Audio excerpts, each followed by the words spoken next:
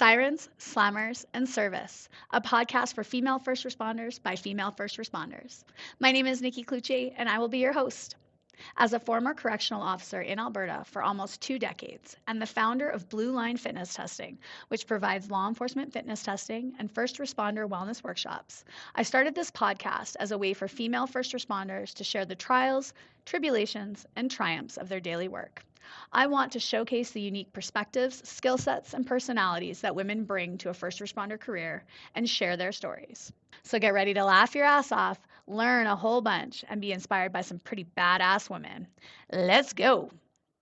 Hey guys, we're back, and I promised you that I would have this gem of a human back on the show, and I didn't realize how quickly I would get her back on. But today I am joined once again by that beauty firefighter from Calgary, Alix Hassell. She is going to break down for us today because we talked a lot last time, but we didn't get a chance to really get into the meat and potatoes. And I've had people requesting this from me. They want to know what's a day in the life of some of these careers look like. So what's a day in the life of a firefighter? What's a day in the life of a correctional officer? What's a day in the life of a sheriff? So I promise you for season 8, guys, I'm going to be delving deep into that. But I'm going to give you just a little teaser here at the end of season 7 with Alix. She's going to talk to us today about a day in the life of a Calgary firefighter. So welcome back, Alix. How are you? Hey, Nikki. Thanks for having me again. Yeah, doing great. It's been a couple weeks. We've had some, different stuff going on for each of us, but we were able to connect again. I'm so freaking pumped about this. I absolutely loved our last episode. I was saying kind of before I started recording, like re-listening to it as I'm editing it and just hearing kind of like, again, just the passion and the energy you have for this job and all the different kind of bits and pieces you taught us last episode, about the different positions within the fire truck. Like I had no idea, to me, I think, firefighters, everybody just gets in the truck and goes. But that there's a hydrant position, there's drivers, and there's these different roles and things that you play. But I know that we didn't get really a chance to kind of dive deep into what like a typical shift looks like for you. What is, on that 24 hours of work that you're doing, what exactly are you doing? What does that break down to hourly or kind of per shift or things like that? So I really want to jump into that today. So start us off. You're working 24-hour shifts. What happens on a typical shift? Yeah, so exactly. It's a 24-hour shift in Calgary. Not every department is like this, but so we're on 24 hours, technically 7:30 to 7:30 in the morning, but it's always good courtesy to show up around 7, and then you can take your guy off the truck, have that conversation, and kind of get going with the day by the time it's 7:30. So yeah, right now, I kind of mentioned before, I'm in a floating position. I don't quite have a home yet. So just when you're kind of like the lowest man on the totem pole and the lowest, like in that position, you don't get a home. And so you just kind of bounce around wherever is needed, which is fine. I think everyone, some point of their career, they have to do it. It's good to get around, see the city, meet other people on the department that you work with. So I've been enjoying it so far. So yeah, get in the morning around 7. I grab my gear, take the guy off the truck wherever I'm sitting, if that's hydrant or driver, and then have that conversation with that person of like, what happened in the last shift? Like, did they have a big fire? Do things need to be restocked? Was it a super quiet shift? Or like just kind of what's going on in that district? Maybe they did some training and they took a lot of tools off the truck the day before. So making sure that I go over and everything's put back where it should be, everything's there. Yeah, just having a good like face-to-face talk of what happened.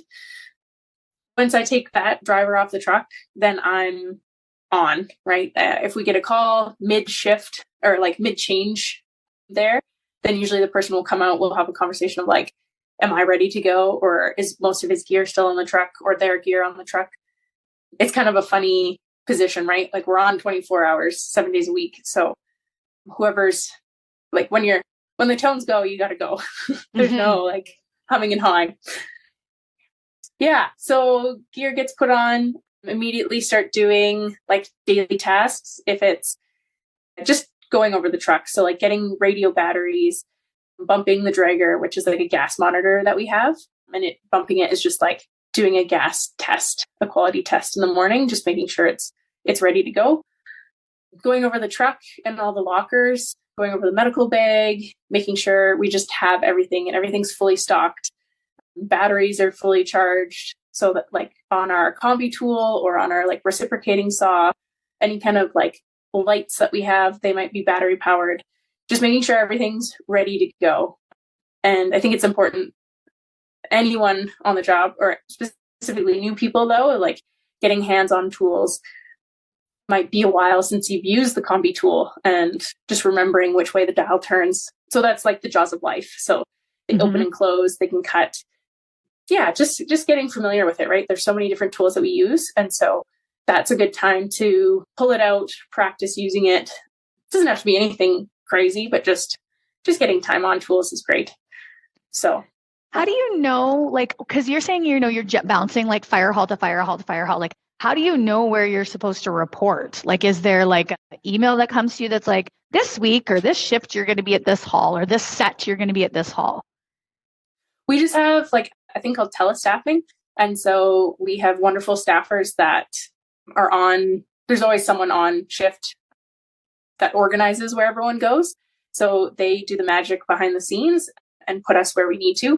So if I'm bouncing around, I'll usually know the shift before where I'm going to be the next shift.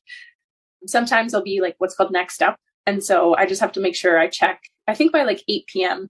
the day before my shift, I have to look at it and see where I'm going. So, and that can change. And sometimes too, like I can go to a hall and then there's a book off across the city and I'll be the next junior person up for that position. So I'll get a call and I'll get bounced out of the hall that I showed up at that morning and have to drive to another one.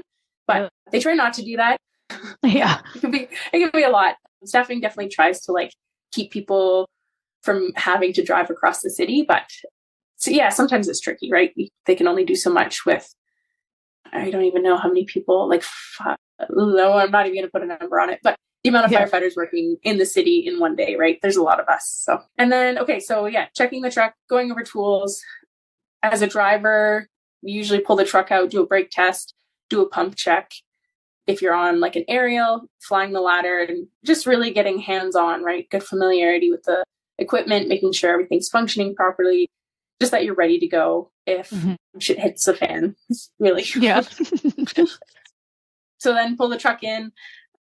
I'm definitely a junior person, so hydrant and driver is usually the like people who cook more in the kitchen. So we'll make breakfast. It's just like eggs and toast. And that's kind of the first meeting point of everyone on the shift. Get together, have a brief meal or have some coffee, sit down, talk about like what's going on that day. Could be anything from like going to training and practicing. There's maybe like VX training going on. So there'd be an instructor going over vehicle extrication. Could be like nozzle forward. So like firefighting techniques, hose handling. We could have maybe a school come into the fire hall where we show like 30 kids the trucks, or like 60 kids sometimes. Yeah, you could do some in-station training. Maybe the chief's coming by for like an Ask the Chief, which is kind of like a podcast, I guess, where like the chief goes to different fire halls and kind of has a set agenda, but then also just gets discussion one-on-one with firefighters on the floor. So yeah, there's many different things that could be happening in the day. So just to have a sit down meeting point of like what the day is going to look like, and then really kind of going from there. And every day is obviously very different. And in between all of this, right, like tones could be going off and we could be going to calls. So breakfast could be roughly planned around like 8:39. But if we have a really busy morning, we might not get breakfast. So every day is kind of different. When I had Daisy on the podcast, she had mentioned, I think you kind of said it, but she had mentioned that it's the firefighters teach each other things in that, like some of the training, so that it would be like that day would be Daisy teaching somebody how to do something, or like, I mean, obviously they know how to do it, but like a refresher. So is that what you're saying? I think you said peer X training. Is that what that is? Like it's a peer teaching nozzling or something like that? Yeah, totally. So you can have, so there's field trainers. A field trainer would be someone on shift, say on the shift that you're on, that is designated, has done the training, and they're designated like trainer. So if it's nozzle forward or vehicle extrication, like VX for short, they would have that required training, and then they would teach people from different stations. And so I would say it's 2-station day to go in and do the VX training. So they would all go together, usually just engine or like whoever's there goes to training and get taught by like a peer trainer. So it's a great way for people to like better themselves. Like I could sign up and be a peer trainer, which I signed up to be a peer fitness trainer. So awesome. Yeah, that one's pretty cool. And just like, just to get more active and like just in the community, I guess. I want to keep bettering my skills. And that was one way I wanted to put my hand up. But yeah, it's a really cool opportunity. You can learn so much. There's just so many different like peer training that we do. And then you can also, if you're at a hall, maybe the captain has a list of trainings that he just wants to go over or that they want to go over. And so you put your hand up and say like, hey, I'll do a quick little chat about like cold weather operations. Mm-hmm. So running the pump in extreme cold will look a little different than like in plus 30 degrees. So mm-hmm. Yeah, it could just be something really minor of like, hey guys, let's quickly go over how to splint a leg or, how to use this specific medical kit that we don't use on like day to day. So. Yes, I like that. I really like that. And so you can sign up and just basically they have a pool of people then, or is it that they like to have one person per like subject matter? Is that kind of how that works? Stay with us. We'll be right back. Blue Line Fitness Testing is a premier law enforcement fitness testing and training center based in Edmonton. Specializing in helping individuals prepare for the physical demands of a career in law enforcement, we offer comprehensive fitness evaluations, specialized training programs, and classes tailored to meet the unique needs of our clients. Our facility hosts a range of classes and are committed to fostering a supportive and empowering environment where clients can achieve their fitness goals. Our team includes experienced trainers who bring specialized expertise in law enforcement, self-defense, personal training, and rehabilitation. We engage through our community through challenges, events, and our podcast, and we are dedicated to helping individuals succeed in their fitness journeys and career aspirations in law enforcement. Are you looking to get started with your career? Come see Blue Line Fitness Testing, and we'll get you there. Usually they have like an intake period just on like a needs basis. So I'm not sure when exactly they come out it's all definitely higher levels than knowing what's going on. But to say that I know recently, like I did the VX training, so that was on top of mind. I think at different points, they'll open up applicants that you can just put your resume forward, put your hand up for wanting to be a field trainer. And then I think they have like some sort of training required. I don't really know what that looks like for the different roles, but so that you're able to become a trainer and teach others. And then during the summer, right? It's a lot easier. People want to stand outside a little longer when it's warm out, not cold. Yeah.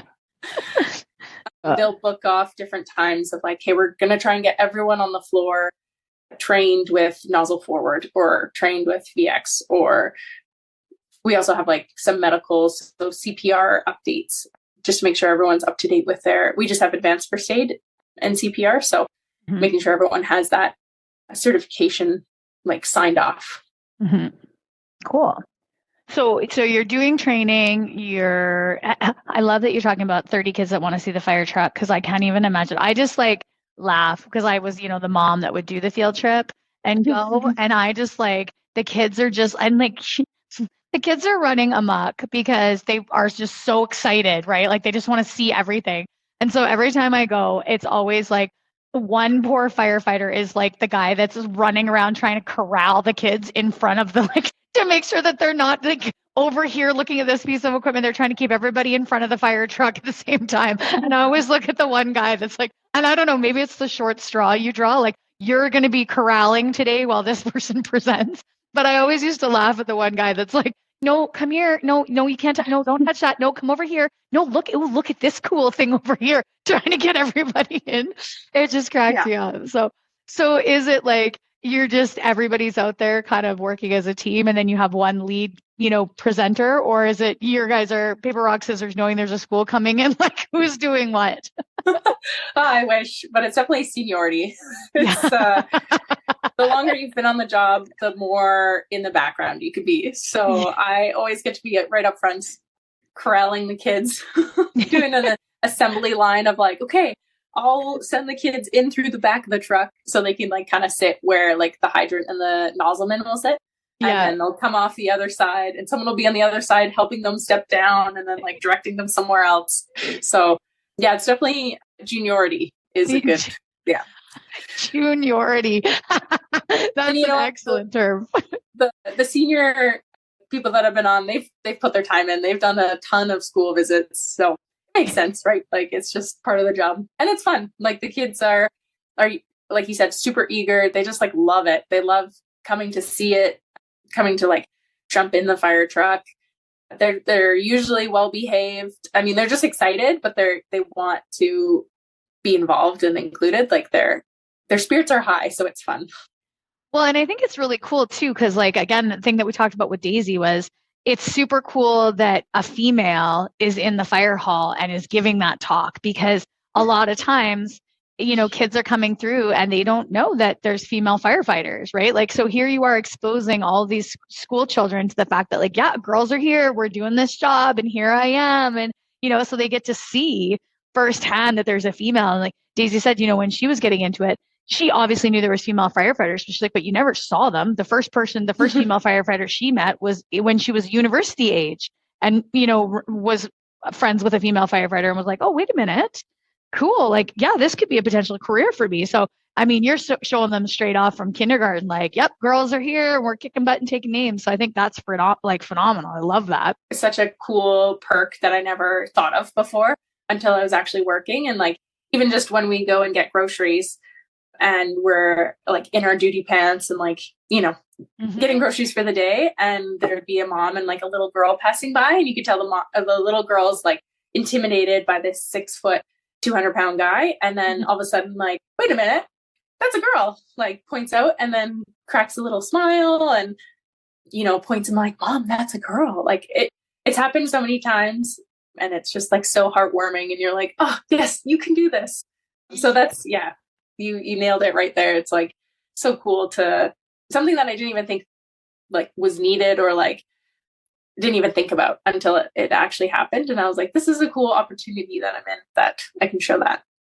Oh, I do love that. I absolutely do love that, because I think it is, like you said, they are a little fearful and they're like just a little like, hey, and then yeah, they see a girl and it's like, oh, wait a minute, cool. And then they might have like, the courage to come over and say hi and ask questions and start learning even younger. So yeah, that's amazing. You also brought up going grocery shopping. So this is another thing that I love, because like I teach a fitness class and it's right next to a superstore. And so every time I come out of the class, I see the fire truck at superstore, and it just happens that one of my buddies is at that hall that I used to work with in corrections. And so if I have to go get groceries, I'm like, well, I'll just run over and stop and, get groceries while I'm over here. And I've run into him a couple times, and I said to him one day, I was like, do you just go grocery shopping every day? Like, why are you here every day that I see you? And he's like, we got to get food. So that is the question. Are we grocery shopping every day, or are we just going like once a week and filling the hall with food? Definitely once, like every shift we go. Okay. With the nature of 24 hours. I think it was different before when it was 10s and 14s, but I can't really speak to that because I got hired after that. Yeah. But with our 24-hour shifts, we'll go in and we'll get our lunch and dinner. And then I should say like our bread and eggs in the morning. So that's a rookie's, whoever is the hydrant, like the youngest youngest person on the job. So I guess newest hire on the job is a better way to put it. So they have to bring in bread and eggs so that we have breakfast in the morning. And then that'll get us by until we go grocery shopping. And so everyone chips in. It's usually around $20 a shift to cover all the meals. Mm-hmm. Some halls are a little less, but yeah, that's usually when you bounce around, it's $20 a day.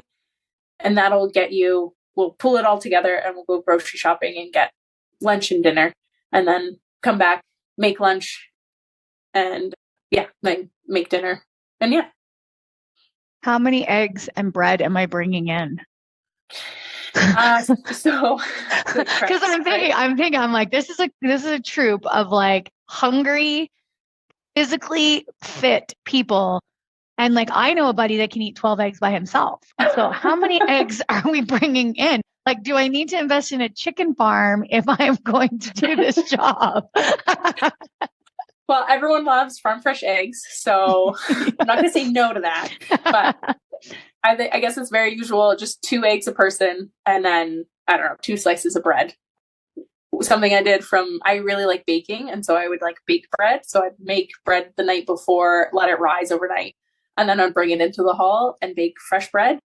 And that one's obviously a big hit. Everyone loves fresh bread. So yeah, bring in, and I guess like looking at what hall you're going to, if I'm going to like a single engine max, there's going to be 5 people, more likely just 4.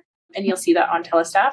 Or if I'm going downtown and I'm going to like a really busy station that has multiple rigs, then I got to be prepared to feed like 12, 15 guys. So yeah, usually 2 eggs a person. No one's going to get upset. Gotcha. Okay. All right. So we have 8 for breakfast. We have checked the truck. We have maybe done a little bit of training. Now what are we doing? Because I figure we're at what time in the day now? Maybe like noon? Yeah, probably around like 11 we'll head out and we'll go get those groceries like we mentioned. So I guess also depends on what station you're at. If you're at a single engine hall, then obviously that engine has to go and get groceries. If you're at a bigger hall that's a lot busier, a secondary apparatus like a rescue or an aerial will go get groceries. So yeah, you could, it just depends. It depends on the day. So definitely be prepared to have like some recipes on the like ready, so that if it's like, oh hey, by the way, like you're going to get groceries today, then to have some like options. And yeah, and really just going in, having a meal prepared. Staying within the budget is really hard, I'd say. Yeah. Getting groceries is like one of the more stressful parts of my job. Because I don't know, trying to get enough food but not too much food and stay within the budget, and then I guess I tried to appease everybody, but now I got a couple good staple recipes that I'm like, you know what, this is what we're having. We're having like Buddha bowls. You're getting your veggies in if you like it or not. Yeah, tough titty for you. Yeah. So yeah, and then coming home, the junior people do all the cooking, and so yeah, just meal prep, making lunch, sit down, and we'll have lunch together around usually between like 12 and 3, depending on the day.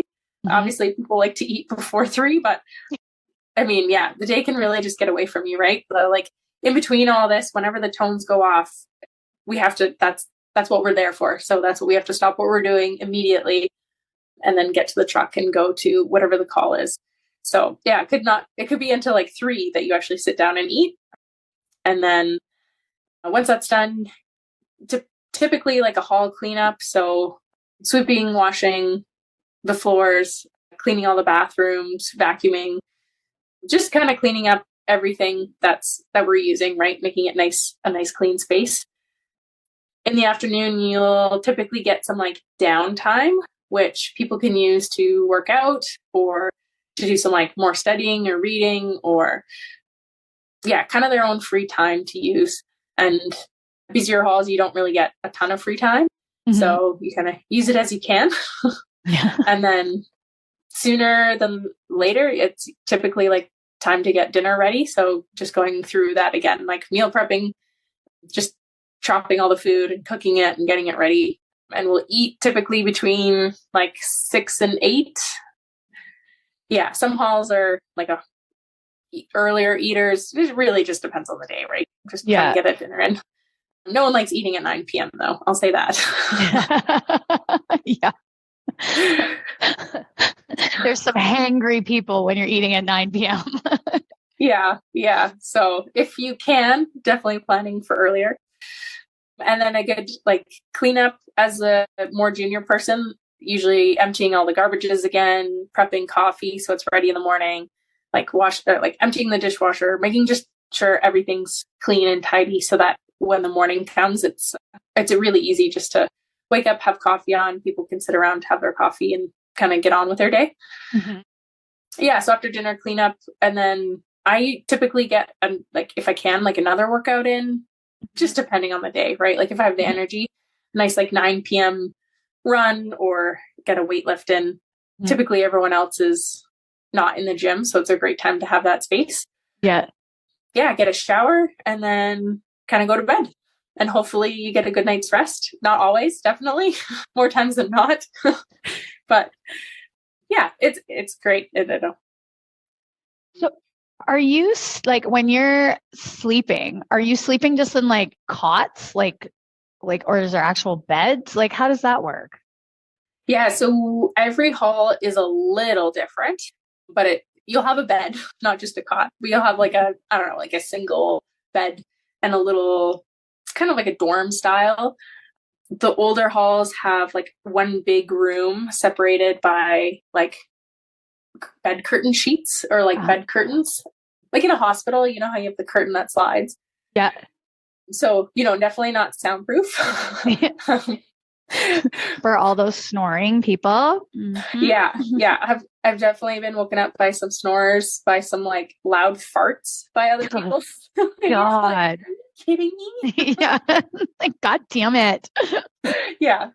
But I don't know. It kind of creates that camaraderie as well, right? Like you're in it together. Yeah. And then some of the newer halls, they've made renovations so that you have your own tiny little room. And it's just the bed, maybe a bedside table, maybe, and then some like cabinets for you to put your gear in. So when I do get a home or when people do have homes, you can put your stuff in the cabinet and then you don't have to bring it home with you every day, which is really nice. And so when you're packing up your gear, like what is part of your gear? Like what's in your bedroll? What's your, like, obviously your bunker gear, you're packing up and stuff like that, but like, what are you, when you're taking it all with you, what are you bringing with you? Yeah. So you said it's a bedroll. It's funny. Like when firefighters like graduate basic training, we're given a pillow and a bed sheet. And then we always joke like, police, they get a gun. I'm like, well, I got a pillow. So like, who's really winning here? 100%. I'm like, if you're happy with the gun, cool. But me, myself, personally, I love, having a bed sheet and pillow. That's excellent. Great. Yes, that is excellent. Oh. Yeah. So I have all my bedding and then we're given a blanket as well, which is just great. It's just so funny. Like what job gives you that? And then all my clothes. So like workout clothes, my like uniform, like station wear that I would wear every day. Yeah. I don't know. Toiletries. It's kind of basic. So I'd have like 2 bags, one with my duty gear, face piece, all of that, like stuff that stays out on the truck. And then I have my like dorm wear, I guess. So bedding, clothing, toiletries. Okay. All right. Yeah. Cool. Yeah. Okay. And so the other question I was going to go back to, so downtime in the afternoon. So like, what are people doing? Like, are they sleeping, watching TV, like reading? Like, is there like, even though it is downtime, like, are there things that you're supposed to be doing? Like, are you supposed to be learning or taking a course or anything like that? Or is it literally just, it's downtime, do what you want to do? I think typically it's downtime, do what you want to do. A lot, like 24 hours is a long time. And even though we do get to sleep at night, like we definitely don't get to have a great sleep every night. And we're usually woken up multiple times a night.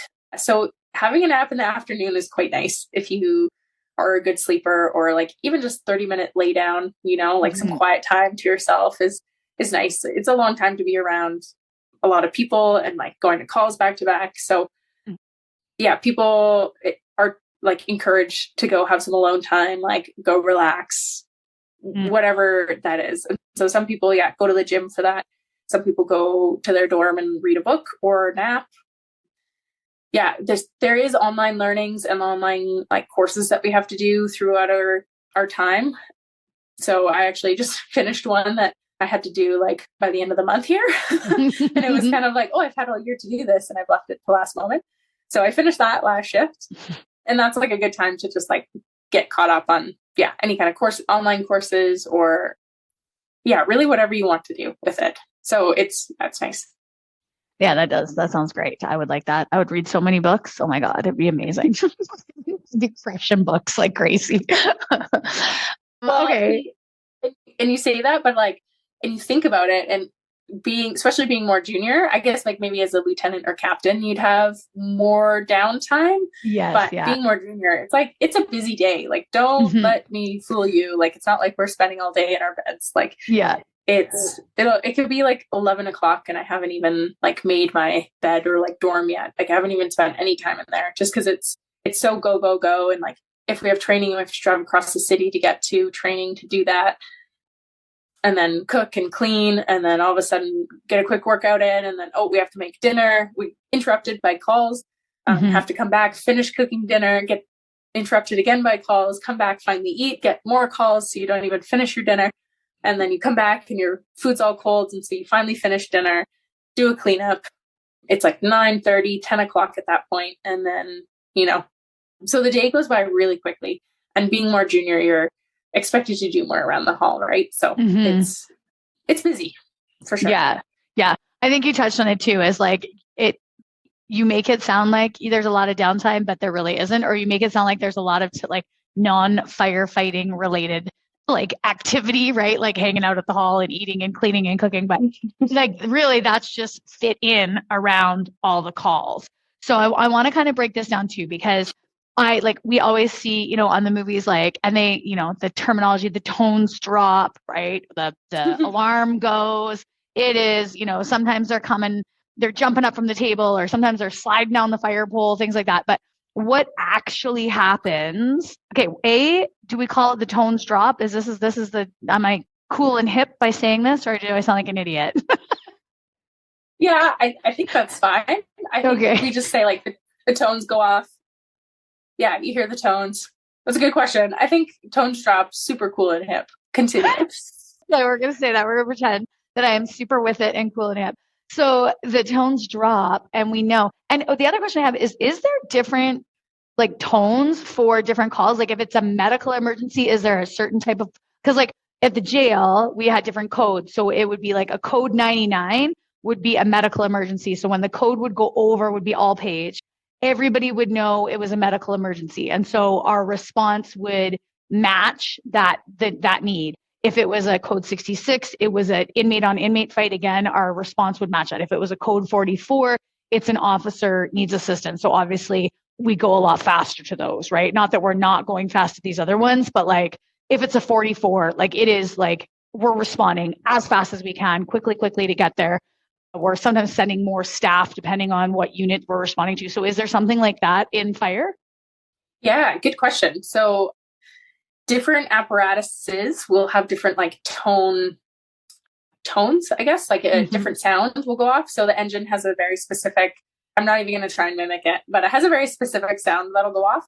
And then it'll say, like, it'll have those different codes. So there's medical breathing problems, like echo, or yeah, it'll be like echo or delta breathing problems. So fire gets responded to any echo or delta calls for medicals, and for you EMS people, that'll make sense. And I'm not going to try and explain it too well, because that's all I really know. Those are more serious ones where we might be of service of like helping with CPR or helping with like an immediate like life-threatening injury. So that'll go off. It'll give a medical, like what kind of medical call it is. It'll give an address of like where it is and location on our map system. So there's a lot of information that comes at you. And so as a driver listening to like what type of, or as any person listening to what type of call it is, where is it? Maybe it's a frequent flyer of a place in that district. So you kind of have an idea of where it is. So there's a TV, actually before I back up. So the engines have their own tones, and then a secondary apparatus has a different tone that'll go off. So the rescue and aerial, hazmat, airlight, they're all different trucks, but they have the same tone. So you just have to listen if you have like multi-rig call of like, who's going. And then if it's like an echo structure fire confirmed, like we need all hands on deck, like you said, there's a very specific like tone or station wide tone that I think any firefighter, if they hear like their heart rate and immediately like goes up by 20 beats a minute, like it's like, oh shit, let's go. Yeah. This is a good call. So this is a good call. See, we've talked about this too. And like only in first responder world is it like all hell is breaking loose and we're like, yes, good call. In any other careers, people are like, all hell is breaking loose, and everyone's like, this is the worst fucking thing ever. And we're like, let's go. Yes.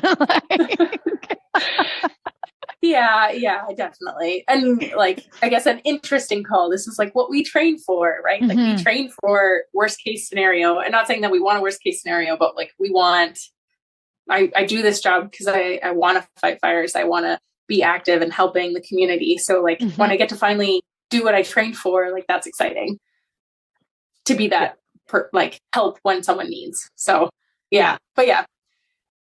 And then, so yeah, tones drop. Say I'm driving the engine, trying to listen for what kind of call it is. Like, is it a medical? Is it a motor vehicle incident? So MVC or motor vehicle collision. Is it a fire? Is it an outside fire? If it's a fire, like what kind of building? Is it a single residential, multi-residential, high rise? I'm just trying to create like a picture of like what we're going to, right?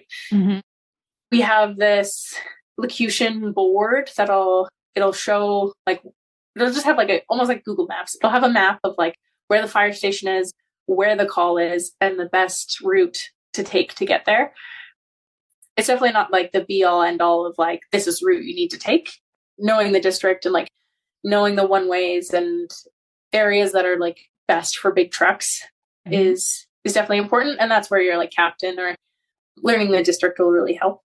But that gives you an idea of like, okay, I got to take a left and then a right out of the hall. And then I'll talk to the captain. He'll help me get to that like residential house that I won't remember the house number until later. So yeah, run over to the truck, put on your hitch, unplug the truck, get in, start her up, pull out.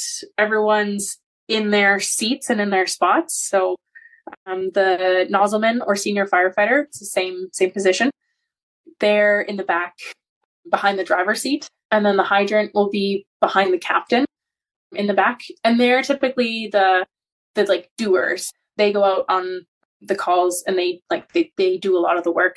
The captain is going to take like incident command if we're first on scene. So they're typically staying back more, looking at the bigger picture, right? If you look at like a full, actually that's a bad analogy because I'm going to mess it up for sure if I try. But they're looking over everybody, right? They're taking care of everybody. The doers are getting in there and doing like those little tasks. So just depending on the type of call, the size of call, what's going on, the roles, I guess our responsibilities change, but our roles are always the same. So, and this is something like we're taught, right? So when we get on scene, if I'm the hydrant, I know exactly what's in my scope of practice and like what I'm responsible for. They're never going to be like, okay, Alix, you're staying with the truck and you're telling the next engine coming in, like what they're doing, right? Like I'm not trained for that. I'm a simple doer. Like, we need you to throw this ladder. We need you to get this hose deployed and spray over here. I'm like, I got it. I can do that. Very basic level stuff. So yeah, I think that like, and that's why we train, right? We know what our scope of practice is in our different positions, and we get really good at doing those tasks. And then eventually, you'll work your way up through seniority and just like time on.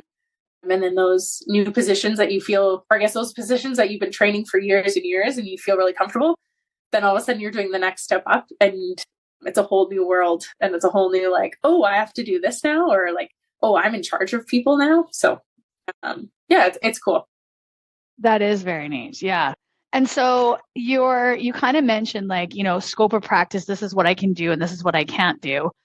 Is there certain things that even if you're like better at it that they might pull you to do? Or is it just like, nope, this is what your day is. This is what your position is today. So even though you are better at confined spaces, you're still going to do this because everybody is supposed to be trained like and should be able to do everything. Ooh, so I guess it depends on what you're asking the person person to do. Okay. If we go to a medical and say I'm the hydrant, and then I go in with my senior firefighter or nozzleman and say I have a background, I'm an ACP and I've been doing that for 15 years, but brand new firefighter, maybe I'll tell my nozzleman and they have zero background in medical other than like firefighting. Mm-hmm. And this is usually a conversation before of like, hey, like I have lived my life as an ACP, like I feel pretty comfortable talking to patients. And you go in, maybe then the hydrant will like run the medical call a bit more, like have the direct conversation with the patient, kind of, lead that call. Yeah. But if it's something like confined spaces or anything really technical, I'd say, then no. Because that's, if you're coming from a different fire department and you have all this training and maybe you have like swift water rescue or like a very specialized set of skills, and then you come to Calgary and you're a hydrant or like you're a brand new guy, you can't just like jump in and be like, oh, I've done this previously, like let me jump on with the aquatics guys. Yeah, so definitely not that way. It's kind of a tricky question. Just depends, right? Like so many calls are very different. Yeah. Well, and it kind of leads to what I was going to ask next, but I was also trying to think of the best way to ask it. And like, what is a typical call, or like what would be like, what would happen during a typical call? So like a medical call or do you get called to small structure fires or car fires more like prevalent? Like what would be like kind of a typical call that you would go to? Yeah, it depends on like the area of the city sometimes. Mm-hmm. Some districts are like have a demographic of say like older retirees, right? Mm-hmm. So you're going to probably have a lot more like medical calls. If you're having like a higher low income population, maybe there's going to be like more small outside fires. Mm-hmm. Or it's kind of really depends. I know it's a shitty answer, but well, no, and it's always so hard because I ask it on like some podcasts, right? Like, oh, so like, what's a typical like police call? Well, or what's a typical day? And it's like, well, there is no typical day. Like every day is different. That's why we're in these careers. That's why we love what we do, is because every day you go to work, you never know what's going to happen. You never know what call you're going to go on. You never know what complication might be thrown at you or what might be a challenge that you face. And like, that's what we love. So I do totally. And I always hesitate to ask, but it's like, I know that there's certain, like in the jail, guaranteed you're getting a medical code, a shift, guaranteed. Somebody's having a seizure, like the medical thing might be different, but you're going to go to a code 99. There's going to be either a seizure, or there's going to be a, heart pain, or there's going to be a diabetic that's low blood sugar. Like there's something, you're going to a medical call for sure on your shift. Like that's a given. So I know that there are more frequent kind of types of calls, especially I know with fire, you guys usually go to a lot more medical calls because you're more readily available than paramedics because they get stuck at the hospital waiting for transfers and things like that. So I know they'll usually, at least in Edmonton, I know that fire will get there before ambulance will. So there is a lot of response to medical calls. But is there certain things that would like throw a complication at you that you've seen, in some of your calls?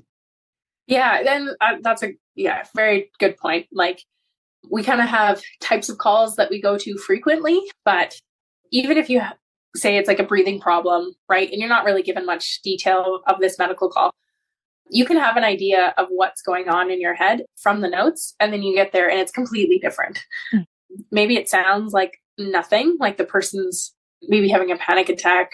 They think it's really serious, their heart's racing, they're out of breath, they're diaphoretic, like all these things are going on, and you get there and it's like, oh, like you're having not a heart attack, sorry, you're having a panic attack, and it's, we'll get EMS here, we'll calm you down, right? Like life and death, they're going to live through it.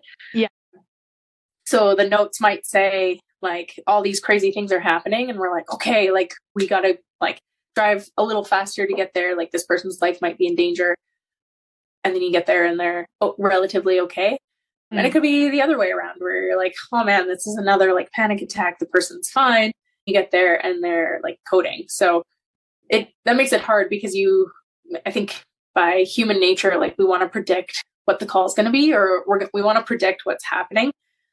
And then you can't. You can't always know what's going on. So I think that just comes with experience of like learning how to read the notes. And that would be the captain reading all the notes to everyone and just like interpreting it that way. But it could depend on how dispatch refers that information that they get.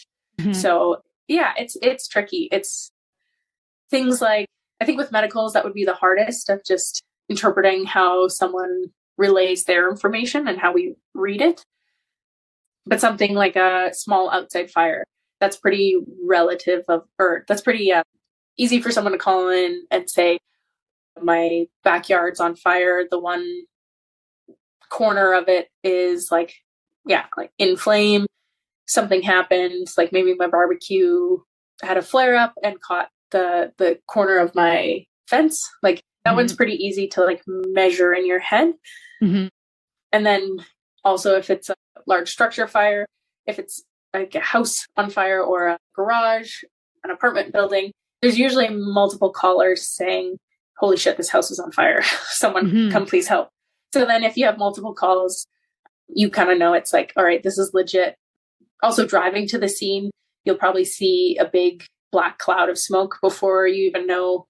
You're like, hey, I'm going to go south. And then so you pull out of the fire hall and you'll go south and you're like, oh, there it is. Yeah, we're going to that. Yeah. So yeah, you summed it up really well. We get into this profession because of the unknown. And so, yeah, you just never know. There's no typical call. There's no typical response there's different types of responses that we go to, and we go to them all, but nothing's ever typical, which is fun. Yeah, exactly. Do you find, because again, we are in Canada and we work in the all extremes, as you said, climbing ladders or doing outdoor training. Do you find that the weather can really kind of throw a wrench in what happens? And like, has there been, instance, I know again, you're fairly new and there might not have been a ton of big calls you've had to go to where you're out there in the freezing, but does that really start to play a factor when it's minus 30 and you're trying to be out there, hoses freezing and things like that? Oh, definitely. Yeah. Yeah. Last year we had so I didn't actually go to this, but we discussed it many times in the different halls that I was at. But there was a large fire in the south, and it was so cold that trucks responding to the call would freeze over and the pumps would freeze and they wouldn't be able to pump water. So while the truck was driving to the call, and so they would have to call like more trucks from like even deeper in the city to come down south and respond. Also, you just have so much water flowing, right? The water's got to go somewhere. And in the summer, it's really easy. It just gets absorbed into lawns. It goes down the drain. If you stand in a puddle, it's not a big deal. Where I'm at this call, I think the tires are pretty big. And I think it got like halfway up the tire, or like at least a foot deep of just ice, that the fire truck had to stay there for like a week until it thawed enough that they could like chisel it out and move the truck. So like, yeah, there's some issues for sure. From like hoses freezing like to the ground, your pump freezing up, like the water in your truck freezing. Like it's a mess. And then being slippery, right? Like you've thrown a couple ladders for egress or like as an attack, and you're spraying the water, right? It's going to go everywhere. It's going to get on the ladder. And all of a sudden you have to climb it. And it's just this slippery ice death trap, and you're carrying up a really heavy hose. Throw some wrenches in there for sure. Oh my gosh. Yeah, I guess I never really thought about that. Like that the water doesn't go away when it's that cold. Like it's just staying there. It's not draining. It's not, it's not going, or if it is, it's clogging the entire drain because it's freezing so quickly. Like, yeah, I totally did not think of that part of it. Like, yeah. And then too, you have to think of like, you're working your ass off, you're getting really sweaty. Your duty gear is protecting you from getting wet and getting like from the elements really well, right? It's protecting you from fires. So it should be able to keep you warm in like those minus 30. But then you're soaking wet and you like get to go to recovery, kind of, have a drink of water, recover. Then you just get cold and you have to like balance your duty gear is soaking, like it's wet, but you're not wet from the water. You're just wet from sweat, right? Like it does a really good job of creating a barrier. But then all of a sudden your arms are stiff and you can't bend them because they're frozen solid, or like your gloves are just these frozen icicle mitts. And then vice versa in the hot or in the heat, you definitely have to practice like working out in hot temperatures, because very quickly your duty gear gets so extremely warm and you're just like in a sauna working at a fire, right?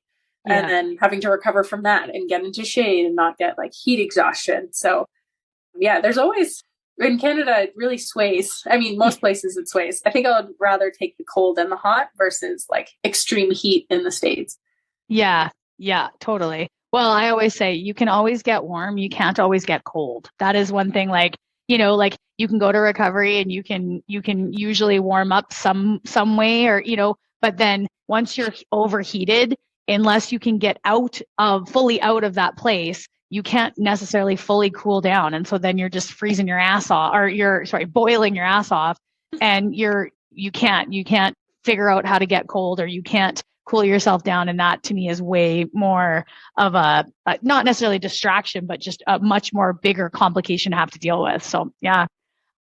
So when you're saying recovery, so is there like, I mean, obviously I know like that's, there's water for you guys, get your helmet off, come off air, things like that.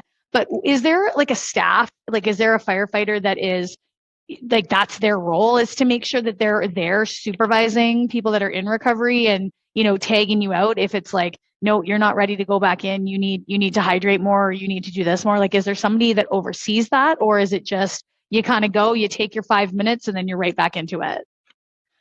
Definitely organized. So incident command, which will be like your captain. If it's a big fire scene, then you'll have a district chief come in and support the captain. And they'll organize an incoming truck to be like rehab. And so you have your like fire attack crews or your search crews that are going in and working really hard. After a certain amount of time, incident command will tell them like, okay, like go to rehab.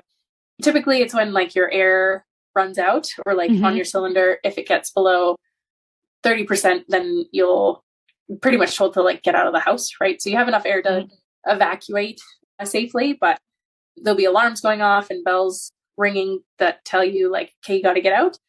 And how we operate in Calgary is that if one person of your crew, their low air alarm is going off, then everyone leaves. Like you go as a team. Okay. Yeah. So that's just like accountability for who you're working with, right? So it's, and it also keeps you, I mean, accountable for your fitness. So if you're out with your crew inside doing fire attack, working really hard, and you suck back all of your air immediately, it's not a great feeling being like, hey guys, like I gotta leave, so we all have to leave now. Yes. Is it, or do they call them air pigs? Is that a thing? I've heard this term, air pig. Is that it or no? Yeah, is it? Definitely. Yeah. Yeah, that's just like someone like breathing hard. Yeah. Right? Whether it's like they're just a big guy and they require a lot of oxygen to like feed their muscles to like work properly. Yeah. Or super out of shape and need a lot of air to function. So yeah. And like that's our like safety protocol, just to keep everyone accountable, everyone safe, so that it's not, and like that way, right? You have a red helmet who is like a lieutenant or a captain. They're with your crew leading fire attack. And then say two people's air starts to get below that mark, their alarms go off. So it's like, okay, we got to get out. Let's go get fresh air. Let's go to rehab. That's when they would leave the building, tell IC, have that conversation with IC, at least incident command, and go to rehab. There's already a rehab station, and they just typically, have water, have fresh cylinders, and it gives you a chance to like catch your breath. Yeah. Get your mask off. Yeah. Just kind of have some downtime or like, rehab time really is how the best way to put it. It is rehab. And then after a certain amount of time, you can get back in there and like help overhaul or whatever needs to be done. Cool. Yeah. I like that. I like that it's organized too, because otherwise I think it would just turn into a shit show. Like people people everywhere, people doing different things, people not getting the recovery or not staying as long as they need to. So yeah, that's good. Okay. Well, so we've covered a lot. We've covered a lot again, which I freaking love. I learn so much when I do these and I love it. Just love it. Even if I just learn that I can say it and I don't sound like an idiot by calling it an air pig or by saying the tones are dropping, right? It can be cooler by doing that. But so is there anything that we didn't kind of cover today that you wanted to talk about, or that we would be, something that we would be like learning about a day-to-day role of a firefighter? I think we kind of covered it. Yeah, I think just I don't know, be prepared for the unexpected really is like every call is different, who you work with. We have the training and we have our specific roles that we're in. Like I said, right? Like as a hydrant, I know these are my tasks that I do that I'm accountable for. I'm just listening to like my nozzleman with what direction we're going. Yeah, there's so much. So there's so many ways that you can like keep training, get comfortable doing tools to know how to use, because you could use that tool for one way and then turn around on the next call. You could use that same tool in a completely different way. And then so it's a really creative job, I guess, in that way. Yeah. Yeah. I think we kind of covered everything. I don't know. I love it. Right. No, well, I love it too, because like there's so many different things that you don't really like think about until you say it. And then I'm like, oh yeah, I forgot, well, this or that, or okay, yeah, cool. So that's awesome.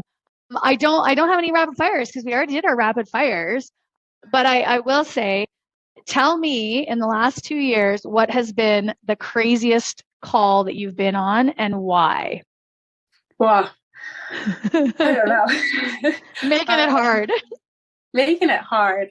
I somehow had like a pretty fun like first year, and fun as in like had a couple interesting like outside fires, or I guess like garage fires. One day I had like a house fire during the day, and then we went home, had dinner, and then like I don't know, I think 11 o'clock or I can't even remember. Sometime in the night we had a big strip mall fire. So a 2-fire day was probably like the craziest, and like definitely does not happen often at all. So that one was cool. I was definitely exhausted, like had zero downtime, like did not sleep at all because we were there all night. Yeah. And yeah, I think that one probably, it's hard with the fires are fun. And I think you remember those a lot more, the more traumatic ones where maybe there's more people involved. I try not to like dwell on or like think about, right? I don't want to, every call is like a drop in a bucket. And if I can minimize how large that drop is, I try not to think about those ones as much. So just going to go off of fires. I think the 2-fire day when I was a rookie was great. And then lately, since I've been bouncing, I haven't been to anything. I haven't been to a fire in a couple months now, and it's like, okay, yeah, I'm gonna do this again. On. Yeah, let's go. I've been training. I'm ready. Yeah, that's awesome. What was the cause of the fires that you had to go to? I believe the first one was a lightning strike in an attic. Oh, yeah, which is nuts. And I believe the poor folks, they were out of town on vacation, so it was an alarm system that would have called it in. And this is from like my memory. Really just remember doing fun stuff on it more so than, the logistics, like what happened. Yeah. And I don't know what happened in the strip mall fire.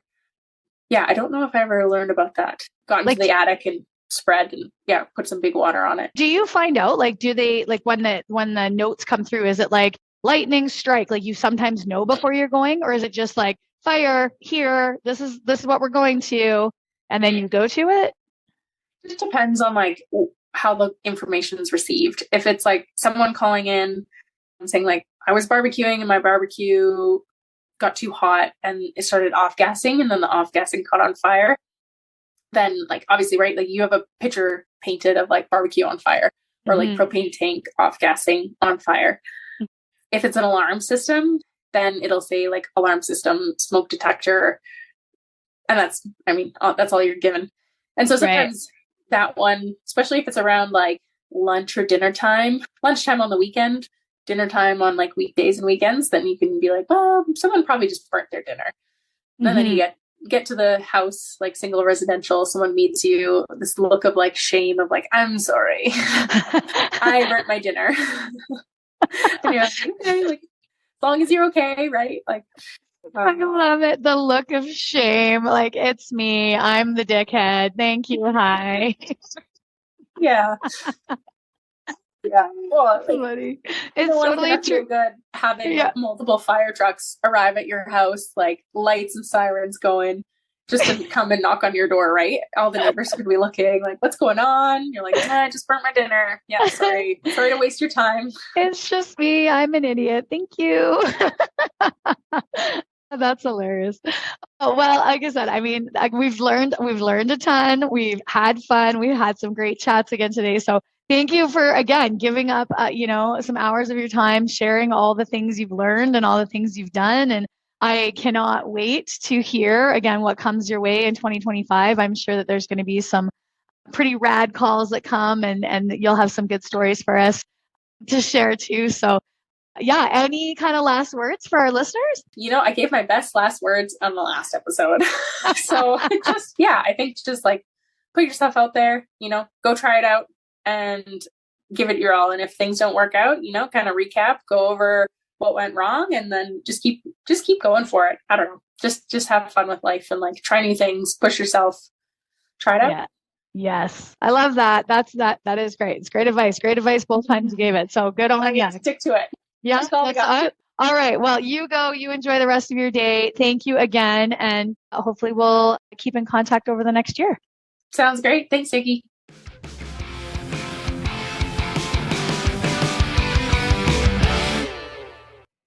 Well, that's it for today, folks. Thanks so much for tuning in, listening, giving me your time, your energy, and your attention. I completely appreciate it.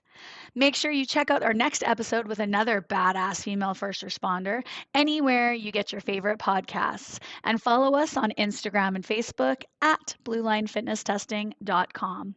I hope you stay safe, keep your head on a swivel, and watch your six.